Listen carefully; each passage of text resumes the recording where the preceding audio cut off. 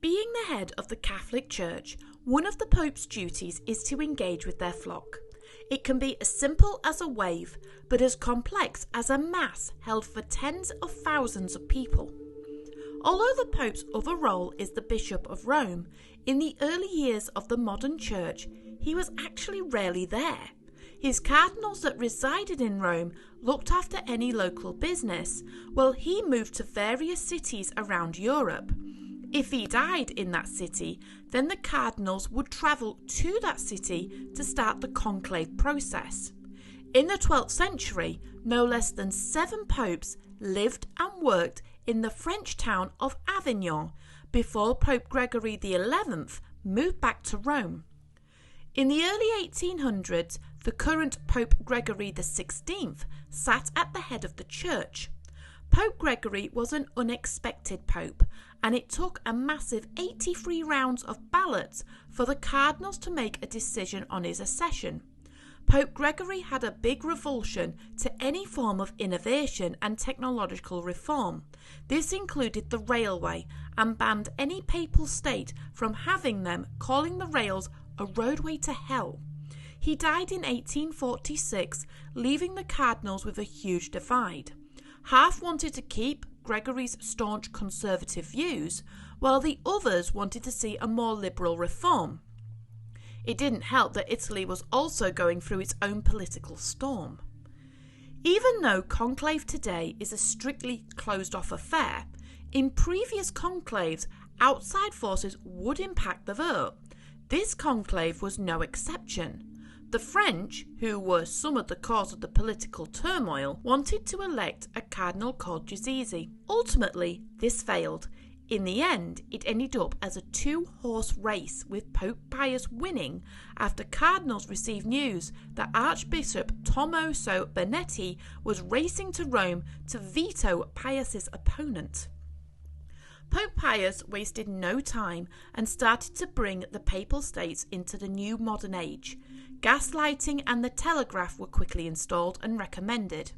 He was staying in the Kingdom of the Two Sicilies following an uprising, and he was invited to board a train to Pagani. The train ride wasn't long, around 30 minutes or so, but he was impressed with the new technology. He drew up plans and appointed a commission for a railway connecting from Rome to within the Papal States. When the Pope returned to Rome in 1850, he ordered for the work to begin almost straight away.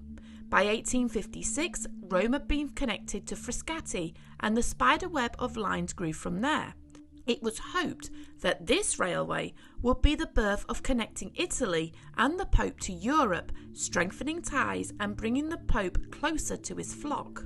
Not only he'd hoped the line would connect to Europe, but the Pope also had a summer residence at Castel Gonfolo, and it was decided that he would need a connection, so a station was built nearby and to the town of Albano, a distance of about 215 kilometres. But a railway needed rolling stock, and as the Pope was considered to hold higher authority than most kings and queens of the time, it was decided that he needed a train suited to his status. The French government commissioned, as a gift, a free coach train. It took 8 months to construct, to the tune of 140,000 francs. People called it a Vatican on wheels. The first carriage was called a balconata and, like the name suggests, had a large balcony, ideal for mass blessings and used as a stage for gatherings. It was adorned with velvet, but it was dripped in gold gilt. The ceiling was adorned with bright stars. Its open-plan design was perfect for the pontiff and his entourage to meet and prepare for large gatherings. It would also have served as the reception area of the train. The second carriage was split into 3 compartments. The first was an open-plan area. Like the first, however, it was considered the inner sanctum. The section contained a throne, where the Pope would receive private guests and heads of state and conduct meetings there. The throne was covered with a canopy, and the compartment was surrounded by statues. The second part of the compartment was off limits to the majority, other than to those closest to the Pope. Here was his private chambers. This would have been the Pope's private office and his personal rooms.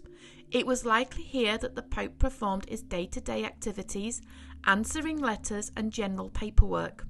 Finally, the last compartment was the Pope's sleeping and changing quarters. The final coach of the train was the chapel carriage. This carriage is where the Pope held more private ceremonies. Again, it was impeccably decorated with gold gilt and painted with world-renowned French artists. The chapel included an altar and a vault for the Pope's sacred artefacts. The French delivered the train in 1859 after a grueling journey across land and sea. It was delivered to the station at Porto Minore, and the Pope blessed the train before stepping aboard and travelled to his summer residence. The Papal States profited from every extension. Both Spanish and French contractors collaborated to build over 200 miles of track, and as the Pope travelled through, he was greeted with thunderous rapture, music and fireworks. Tens of thousands of people would run and greet the train, and the Pope would be happy to receive them. You could say he gained celebrity status. But the railway in turn didn't just allow the Pope to travel. It allowed ordinary people to travel to him as well. There was no station in the Vatican, but it didn't stop the movement of people. The railways allowed people to spread the word of God and in turn hasten their own paths to priesthood. But things were not so rosy on the politics side of things. The Pope had excommunicated the new king of the Republic of Italy and anyone else working with him, and people rallied against the church, calling it antiquated. The Pope retaliated by denouncing any attacks on his territory. Over the next 10 years, the Pope would see more and more reform, and he still hoped to see his shrinking papal states be restored.